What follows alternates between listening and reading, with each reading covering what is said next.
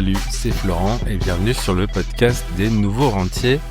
Aujourd'hui, on va faire un petit podcast d'actualité un petit peu pour changer et je vais m'attaquer à la question marché cher, taux encore assez élevé, faut-il vraiment investir en bourse maintenant? Donc ça, c'est des questions qu'on va se poser aujourd'hui. Euh, pour ceux qui me connaissent pas, donc je m'appelle Florent Pontier, je suis conseiller en gestion de patrimoine et investisseur depuis plus de 15 ans en bourse et j'ai notamment développé une méthode d'investissement qui s'appelle la méthode RSR que j'ai enseignée déjà à peu près 150 personnes jusqu'à présent. La durée estimée aujourd'hui, elle est à peu près de 30 minutes et les datas que je te fournis aujourd'hui sont des données que j'ai eues au 18 février 2026. C'est toujours important de repréciser aussi à quel moment j'ai récupéré ce que je te raconte, en fait, tout simplement.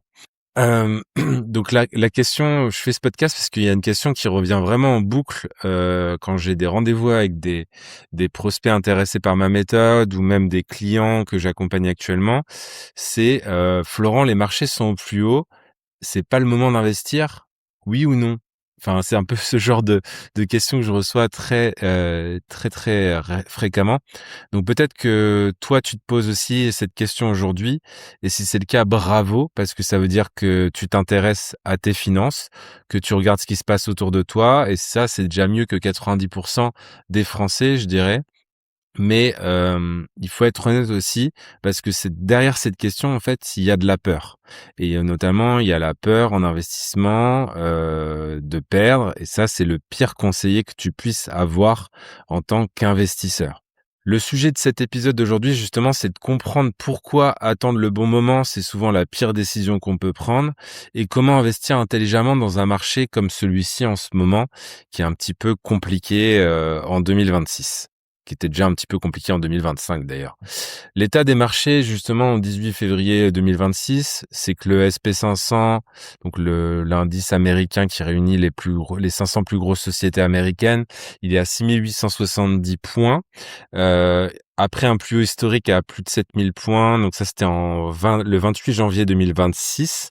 Il a fait quand même 3 années consécutives de hausse de plus de 10%, le SP500, donc il a fait une très très belle performance. Si on revient en France avec le CAC 40, il est à 8 393 points. Il est à 3 points de son record absolu de 8 396 et donc il est également sur un sommet historique. Et puis, si on refait un petit zoom sur le SP500, sur les 3 dernières années, c'est quand même plus de 80% de hausse. Plus 26% en 2023, plus 25 en 2024, plus 18 en 2025. Et c'est seulement la 8e fois depuis 1926 que cela arrive. Donc, c'est quand même des cycles assez hauts. Et face à ces chiffres, la réaction naturelle est de se dire, c'est trop haut, c'est trop tard, j'ai raté le train. Mais est-ce que c'est vraiment le cas? C'est exactement ce qu'on va décortiquer du coup aujourd'hui dans ce podcast. D'ailleurs, petite parenthèse, ce podcast est toujours en audio sur toutes les plateformes de podcast, donc Apple Podcast, Spotify, Deezer, etc. Donc d'ailleurs, si tu es sur ces plateformes, n'hésite pas à t'abonner au podcast et à laisser une petite note et un petit commentaire pour dire que tu écoutes le podcast, que tu aimes bien, que tu n'aimes pas, voilà. Et ce podcast maintenant est aussi en vidéo sur YouTube, donc si tu veux voir ma tête et un petit peu les présentations que je propose avec ce podcast, tu me trouveras sur le nom Florent Pontier, les nouveaux rentiers aussi, que tu trouveras sur YouTube. Et là, pareil, n'hésite pas à t'abonner, à laisser un petit commentaire, un petit like. Ça fait toujours plaisir et c'est ça qui permet de faire connaître ce podcast au plus grand nombre. Revenons à nos moutons. Donc la vraie question pour moi à se poser, c'est pas celle d'avant, c'est est-ce que tu préfères avoir raison ou être riche? Voilà, je te la répète, est-ce que tu préfères avoir raison ou être riche? Les gens qui attendent le bon moment, ils ont souvent raison sur le diagnostic. Oui, le marché est haut, mais ils se retrouvent à regarder le train partir sans eux, et ça plusieurs fois d'affilée. Et donc, c'est ça qui pose problème. Donc, aujourd'hui, les 3 choses au programme qu'on va regarder, c'est les indicateurs macroéconomiques du moment, ce qu'ils disent vraiment, en langage vraiment humain. Je vais pas te faire du jargon financier incompréhensible. En deuxième partie, pourquoi attendre est une erreur? Les preuves statistiques et historiques qui montrent que l'attente peut coûter cher. Et en troisième partie, comment investir intelligemment sans jouer au héros, même dans un marché comme celui-ci qui est un peu compliqué en ce moment. Donc voilà, première partie, ce que disent vraiment les indicateurs macroéconomiques. Donc on va regarder notamment les taux. Donc la BCE, la Banque centrale européenne, en zone euro, le taux directeur aujourd'hui est à peu près à 2% depuis juin 2025. Il y a des réunions régulières en fait pour savoir si on va monter, baisser les taux, etc. Et donc ça fait 5 réunions consécutives sans changement de taux. La dernière était en février 2026. Donc voilà, les taux aujourd'hui sont dits neutres, c'est-à-dire qu'ils sont ni stimulants ni freinants pour l'économie, et du coup la BCE décide de laisser tourner pour l'instant la machine économique à ces taux-là. Au niveau de la Fed, donc, qui est l'équivalent de la BCE mais aux États-Unis, on a un taux qui est de 3,5 à 3,75%, qui est légèrement plus élevé que l'Europe. Ça a toujours été le cas d'ailleurs historiquement. Les États-Unis ont toujours eu un taux plus haut que le taux européen. La majorité des personnes s'attendent à des taux assez stables pour 2026. Les taux à 2%, ce qu'il faut comprendre, c'est que les taux à 2%, c'est pas des taux élevés. Si on revient sur la BCE, en 2023, on était plutôt autour de 4% et on est redescendu. Donc on est actuellement dans une zone de confort. Il y a 2 ans, en fait, ce qu'il faut se dire, si on se remet un petit peu les choses en tête, c'est qu'on rêvait d'être à 2% il y a 2 ans. Et maintenant qu'on y est, on trouve quelque chose pour s'inquiéter. Et ça, c'est un peu le comportement humain classique que je trouve assez formidable. Mais on va toujours chercher en fait la petite bête, le truc qui va pas, au lieu de prendre du recul et se dire voilà où on en était il y a quelques années, voilà où on est aujourd'hui, et finalement c'est pas si mal en fait.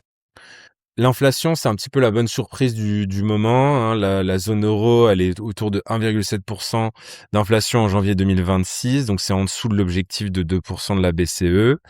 La France, on est autour de 0,8% d'inflation, donc on est loin vraiment de 2022-2023 où on frôlait les 10% dans certains pays. Aux États-Unis, on est à 2,4%, c'est un des plus bas depuis 2021. Donc on est plutôt concrètement assez OK au niveau de l'inflation. Ça veut dire quoi? Ça veut dire que le pouvoir d'achat se stabilise, la pression sur les prix s'allège, et les banques centrales n'ont pas vraiment de raison du coup de remonter les taux pour le moment. Au contraire, si l'inflation continue même de baisser, la prochaine surprise pourrait être justement une continuité de baisse des taux. Mais pour ça, ils regardent un petit peu ce qui se passe et ils ajustent mois après mois, année après année, trimestre après trimestre, année après année. Mais voilà un petit peu l'état actuel des choses au niveau des taux.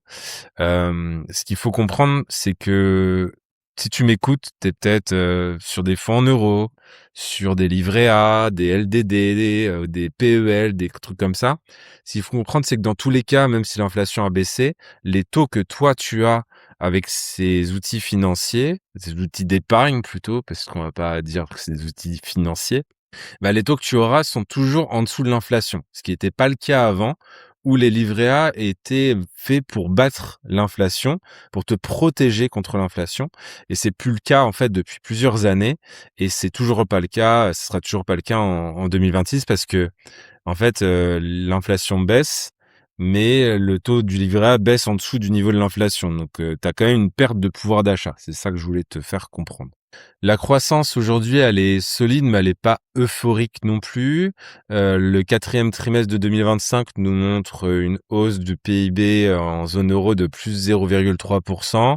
C'est toujours mieux que les 0,2% attendus, mais c'est pas folichon non plus. Sur l'année, on est à plus 1,5%. C'est pas, comme je te disais, c'est pas extraordinaire, mais c'est suffisamment solide pour soutenir les bénéfices des entreprises sans créer de surchauffe économique. Aux États-Unis, les perspectives 2026, elles sont d'une économie résiliente, bénéfices des entreprises du SP500 autour de plus 12,5% de hausse d'après le Goldman Sachs et Bloomberg. Donc c'est quand même le pourcentage est quand même assez élevé. Enfin, en tout cas, la hausse des bénéfices est attendue et assez élevée.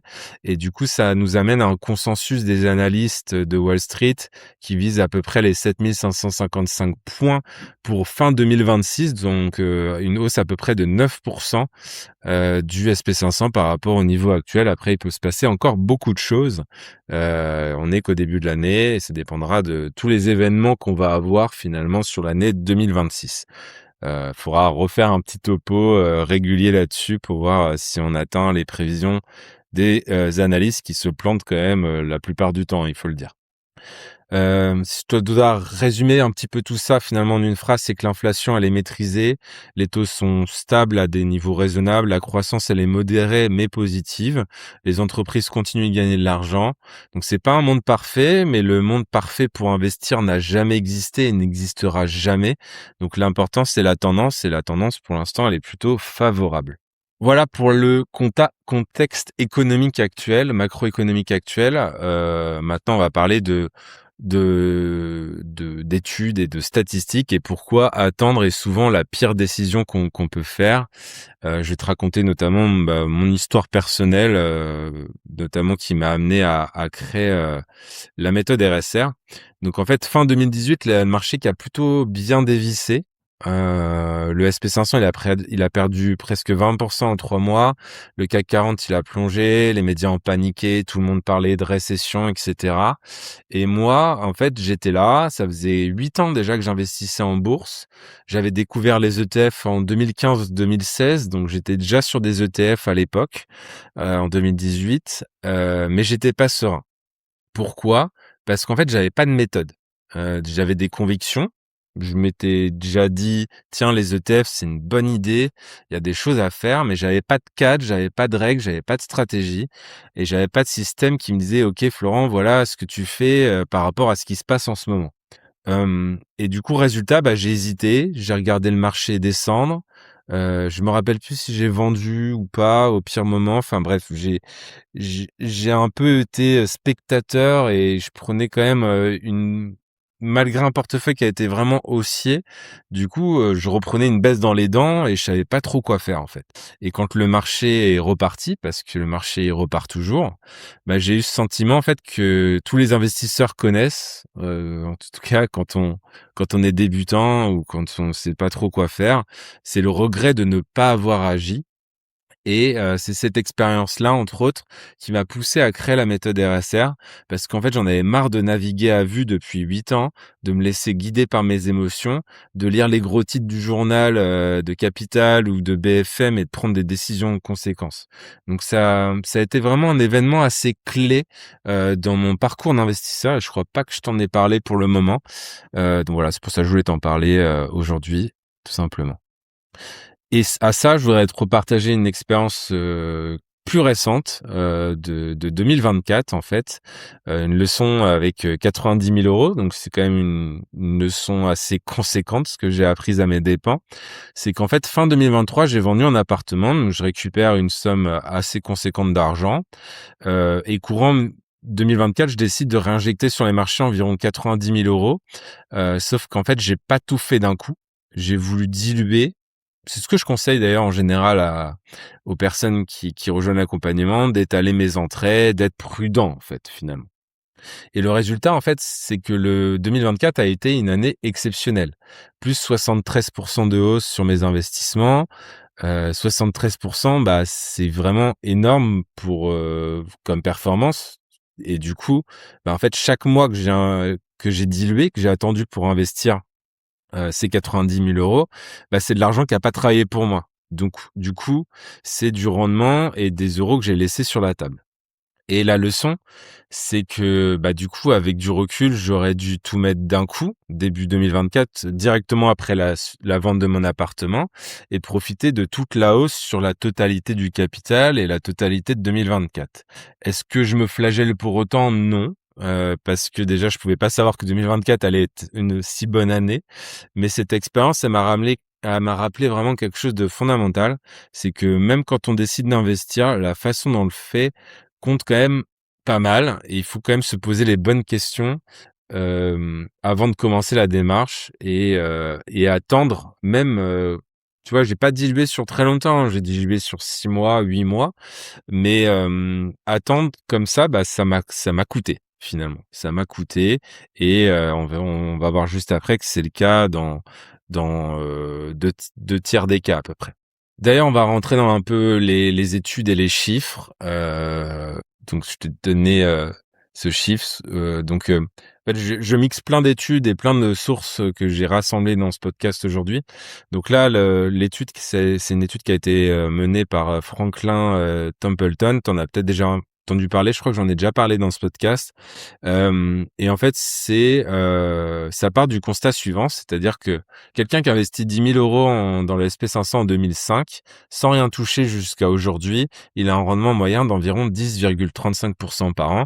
Et du coup, il transforme 10 000 € en 71 750 €. Par contre, ce qu'il faut comprendre, c'est que si tu rates seulement 10 des meilleurs jours de cotation du marché sur les 20 dernières années, donc c'est quand même 10 jours sur 5000, plus de 5000 jours, ta performance, elle est divisée par 2. Et ça, c'est quand même très important de l'avoir en tête. Si on regarde une autre étude de JP Morgan cette fois, c'est que le rendement annuel SP500 de 2003 à 2023 pour un investisseur resté investi sans rien faire aussi encore une fois, donc tu prends un ETF SP500 par exemple, elle est de 9,7%. Par contre, si tu as raté les 30 meilleurs jours, tu baisses à 3,8%. Donc 3 jours sur 20, 30 jours sur 20 ans, c'est pareil, c'est pas grand-chose. Donc ça rejoint l'étude de Templeton en fait, tout simplement.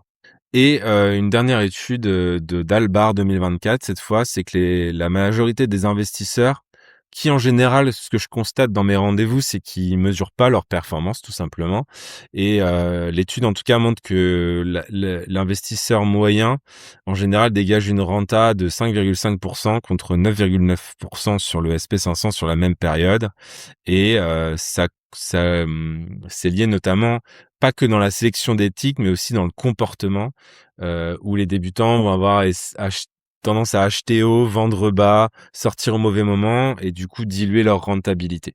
Ce qu'il faut retenir, c'est que personne, absolument personne, n'est capable de prédire quels sont les meilleurs et les pires jours à l'avance. Même pas Warren Buffett, même pas ton beau-frère qui sent bien le marché. Donc il faut faire attention à ça et pas se prendre pour un héros du marché, un héros des temps modernes et un visionnaire ou quelqu'un qui a une boule de cristal alors que tu lis un magazine tous les 3-4 jours ou le dimanche en buvant ton café. Ça, c'est important quand même de l'avoir en tête. Oui, mais les marchés sont au plus haut. Alors cette objection, elle revient tout le temps et je voudrais te la contrer. Aujourd'hui, elle est légitime, mais il faut vraiment avoir ça en tête. Donc là, on va regarder des datas de JP Morgan qui a analysé les performances du SP500 depuis 1970 cette fois et selon que l'on investisse à un plus haut historiquement ou un jour normal. Et alors là, ça va te choquer. C'est que quand tu investis sur un plus haut historique et tu regardes la performance de coup entre ce plus haut et ce qui s'est passé 1 an après, et bah, cette fois, tu fais à peu près 9,6% de rentabilité moyenne, alors que si tu investis un jour normal, tu fais 9,4% seulement. Donc, c'est assez fou et si tu regardes pas à 1 an, mais à 2 ans cette fois, à 24 mois, le rendement moyen après un plus haut historique, il est de 20,2% contre 18,9% sur un jour normal d'investissement. Donc, ce qu'il faut comprendre avec cette étude, c'est qu'investir quand le marché est au plus haut donne historiquement de meilleurs rendements que d'investir un jour lambda. Pourquoi? Parce que un marché qui a fait des plus hauts est un marché en tendance haussière. Et un marché en tendance haussière, il a plus de chances de continuer à monter que de s'effondrer, tout simplement. Ce qu'il faut comprendre aussi, c'est que depuis 1950, le SP500 a atteint un nouveau record, un jour de bourse sur 20. Donc c'est quand même assez fréquent, c'est normal, et c'est le signe d'une économie qui fonctionne bien. Ce qu'il faut comprendre aussi, c'est que après 5 ans d'investissement depuis 1950, le SP500 n'a jamais été en baisse de plus de 10% au bout de 5 ans. même après un plus haut historique, en 75 ans. Donc ça, c'est une autre étude que j'ai récupérée sur Bloomberg. Et le dernier point, c'est que le SP500 a été positif 76% des années depuis 1937, donc 3 années sur 4 environ, qui sont positives depuis 1937. Donc ça, c'est Franklin Templeton qui nous donne cette statistique-là que je trouve aussi très intéressante. Donc voilà, ça nous amène à la troisième partie, comment investir intelligemment sans jouer au héros. Donc la méthode que j'utilise, en tout cas pour moi. J'espère en tout cas que tu es convaincu ou en tout cas déjà un peu plus serein sur la manière d'investir, les stats, etc., que ça te donne un peu plus de conviction sur la bourse. Maintenant, la vraie question, c'est comment on fait concrètement tout ça. Donc déjà, on va regarder est-ce qu'il vaut mieux tout investir d'un coup, donc ça s'appelle le lump sum, ou du DCA, dollar cost averaging, en investissant une fois un petit peu tranquillement tous les mois finalement. Donc là, il va falloir que tu sois honnête avec toi-même. Ensuite, on va parler des ETF qui pour moi sont un des meilleurs véhicules pour investir en bourse. Ensuite, on va parler de méthode, pas d'opinion, de l'enveloppe fiscale et de ne pas être un héros pour faire ses investissements. Règle numéro 1.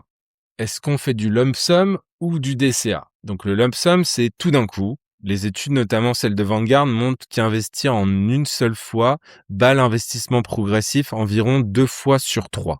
Logique, si le marché monte plus souvent qu'il ne descend, plus ton argent est exposé tôt, plus il va travailler et plus du coup ça va être intéressant. Bon, après on reste que sur 2 chances sur 3. Donc il y a les 1 chance sur 3 qui peuvent te pénaliser, surtout si tu rentres une grosse somme d'un coup et que tu n'as jamais investi en bourse avant. Mon expérience d'ailleurs de 2024 le confirme. C'est-à-dire que j'étais dans les 2 chances sur 3 et j'aurais gagné davantage en mettant tout d'un coup en janvier 2024 et pas faire du DCA.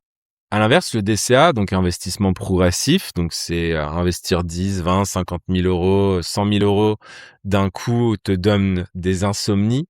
Si tu vas passer tes soirées à rafraîchir ton appli de courtage toutes les 5 minutes, alors peut-être que le DCA, il est fait pour toi et du coup diviser cette somme sur plusieurs mois, donc rentrer avec 1 000 euros ou 5 000 euros par mois si tu as une grosse somme, c'est peut-être la bonne solution pour toi. Pas parce que c'est mathématiquement optimal, mais parce que le meilleur investissement, c'est celui que tu es capable de tenir dans la durée. Et le DCA élimine quand même pas mal le problème émotionnel, surtout quand on est débutant. Et même moi, tu vois, où j'avais du mal en 2024, alors que ça faisait 14 ans que j'investissais, à injecter une grosse somme d'un coup. Donc la vraie règle pour ça, c'est que si tu as un capital et que tu as les nerfs solides et que tu sens que tu vas bien le vivre, investis tout d'un coup parce que statistiquement, mathématiquement, tu auras raison 2 fois sur 3.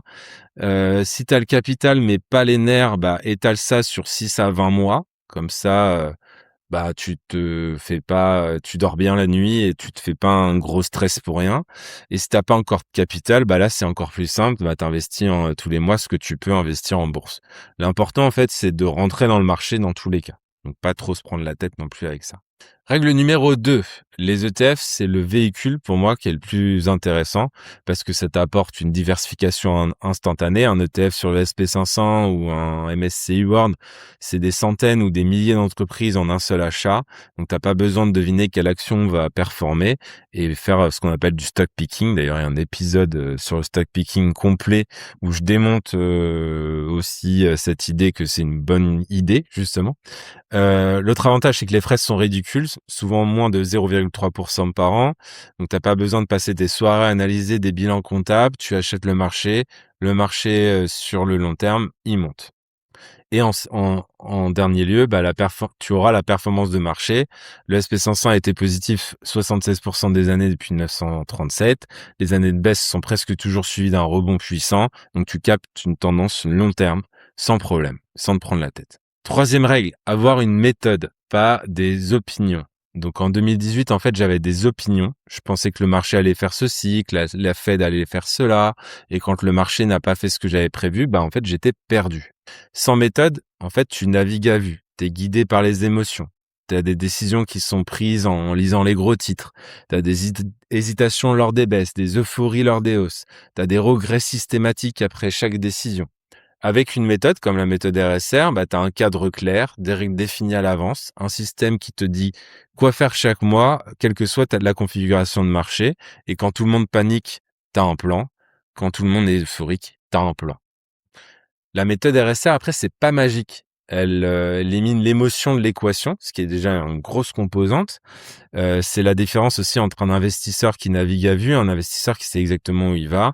Et elle vise des rendements qui sont entre 15 et 20% par an, avec une approche structurée et réplicable par n'importe qui, que tu sois débutant ou déjà investisseur en bourse depuis quelques années. Quatrième règle, penser à l'enveloppe fiscale. Ça, c'est quand même important. Tout le monde ne le fait pas, donc je remets une couche à chaque fois. Le PEA après 5 ans, en France, c'est l'enveloppe fiscale la plus intéressante pour investir en bourse, parce qu'on a que les prélèvements sociaux qui viennent de monter. Là, j'ai pas mis de nouveau taux, mais bon, je l'ai plus en tête. Mais voilà, on est un peu au-dessus de 18, on n'est plus à 17,2. Une fiscalité qui est quand même très avantageuse pour les investisseurs long terme, alors que le compte titre ordinaire, on a une flat tax qui du coup a un peu plus de 31 maintenant sur les plus-values, donc presque le double en fait de la fiscalité du PEA. Et pourtant, j'ai en rendez-vous plein de gens qui investissent sur un compte titre. Donc je comprends pas pourquoi les gens investissent encore sur du compte titre alors qu'ils pourraient le faire sur leur PEA. Donc, action immédiate, si tu n'as pas encore de PEA, ouvre-en un, même avec 100 euros, parce que le compteur des 5 années, il commence à la date d'ouverture et à la première date de versement. Et du coup, tu peux l'ouvrir, mettre le minimum, et quand tu es prêt pour investir en bourse, au moins, tu as déjà quelques années devant toi. Et chaque jour où tu n'as pas de PEA, c'est un jour perdu sur le plan fiscal, en tout cas. Règle numéro 5, qui est très importante à mon sens, ça je le rencontre toujours, c'est ne sois pas un héros. Einstein aurait dit que les intérêts composés sont la 8e merveille du monde. Donc si même un prix Nobel de physique trouve ça impressionnant, peut-être que ça vaut le coup d'y prêter attention de ton côté. Le héros, pour moi, c'est celui qui essaye de timer le marché parfaitement, d'acheter au plus bas, de vendre au plus haut, de battre le marché, en fait. Résultat, en fait, tu as un stress permanent, tu as des décisions émotionnelles et en général, tu bats pas le marché, tu fais de la sous-performance de marché. La réalité des pros aussi, c'est que sur 20 ans, plus de 90% des gérants de fonds actifs sous-performent leur indice de référence. Donc ça, c'est pas moi qui le dis, c'est Spiva, c'est une étude qui est très connue maintenant. Et en fait, si les professionnels n'y arrivent même pas de manière consistante, pourquoi toi t'y arriverais? En fait, c'est vraiment la question que je vais te poser. Te prends pas pour le héros de la bourse. Alors que ça se trouve, t'as jamais investi en bourse ou que ça fait 1 ou 2 ans et tu te crois le roi du monde, quoi. C'est ça que je veux te faire comprendre. Opte plutôt pour être l'investisseur serein. Donc, t'as pas besoin de battre le marché, t'as juste besoin de capter le marché, d'être présent, d'avoir une routine mensuelle, d'être investi et de laisser le temps et les intérêts composés faire le travail à ta place. Donc, moi, c'est ce que je fais en tout cas depuis plus de 15 ans et ça me réussit pas mal grâce notamment à la méthode RSR, mais grâce aussi à toute la discipline et la méthode que j'ai mis en place autour de ça. Les 3 grandes leçons de cet épisode, si on résume un petit peu, c'est que les indicateurs actuellement sont favorables. Donc l'inflation, elle est maîtrisée à 1,7%, les taux sont autour de 2%, une croissance modérée à plus 1,5%. C'est pas le monde parfait, mais le monde parfait n'existe pas. Le deuxième leçon, c'est que attendre est statistiquement une erreur. Rater 10 des meilleurs jours sur 20 ans divise ta performance par 2. Investir au plus haut historique donne de meilleurs rendements qu'un jour normal. Le marché est positif 3 années sur 4. Et enfin, t'as pas besoin d'être un héros. Un investissement régulier en ETF dans une enveloppe fiscale optimisée type PEA avec une méthode claire. C'est comme ça qu'on construit un patrimoine, pas en essayant de prédire le prochain krach boursier. Ce qui fait vraiment la différence pour toi. Ce qui fait vraiment la différence entre un investisseur serein et un investisseur stressé, c'est pas le marché, c'est la méthode. Mon expérience de fin 2018 m'a appris cette leçon fondamentale. Sans cadre, sans règles, sans système, même les meilleures convictions ne suffisent pas. On se retrouve à regarder le marché descendre sans savoir quoi faire, puis à regarder un rebond sans avoir agi et sans savoir non plus quoi faire parce que ça remonte. La méthode RSR que j'ai développée, elle vise des rendements entre 15 et 20% par an avec une approche structurée, réplicable. Et tu trouveras d'ailleurs ma formation gratuite qui est complémentaire à ce podcast aujourd'hui dans la description de l'épisode de podcast ou la description YouTube, c'était sur YouTube. Et ça te permettra d'en savoir un petit peu plus sur tout ça. Si cet épisode t'a apporté de la clarté, déjà partage-le à cette personne dans ton entourage qui dit que depuis 3 ans, j'attends que les marchés baissent pour investir. Tu lui rendras service. Abonne-toi au podcast si c'est pas encore fait et une note ou un commentaire. Ça prend 30 secondes et ça aide énormément à faire grandir la communauté des nouveaux rentiers et de ce podcast tout simplement. Et puis ça me donne un petit peu d'élan positif parce que finalement je parle à une caméra aujourd'hui et à un micro et c'est bien de savoir que derrière il y a des gens qui aiment bien le contenu que je propose. Dernière phrase de conclusion, ce que je te dirais, c'est que le meilleur moment pour investir, c'était il y a 10 ans. C'est comme l'immobilier et le deuxième meilleur moment, c'est maintenant, tout simplement. Voilà, c'est tout pour moi. J'espère que ce podcast t'a plu. Je te souhaite une très bonne matinée, soirée, journée, sport, lave-vaisselle, ce que tu veux. Et je te dis à très bientôt pour un nouvel épisode. Et porte-toi bien. J'espère que tes investissements se portent bien. Et c'est que le début de 2026. Il y aura beaucoup d'épisodes sur plein de sujets différents. N'hésite pas aussi à mettre dans les commentaires un sujet qui t'intéresse, que tu aimerais que je développe dans ce podcast. Ça peut être intéressant que tu me partages un petit peu ce que toi, tu as envie de savoir aujourd'hui, de comprendre sur le monde de la bourse, le monde des investissements. Et en tout cas, je te dis à très bientôt. Ciao, ciao, ciao.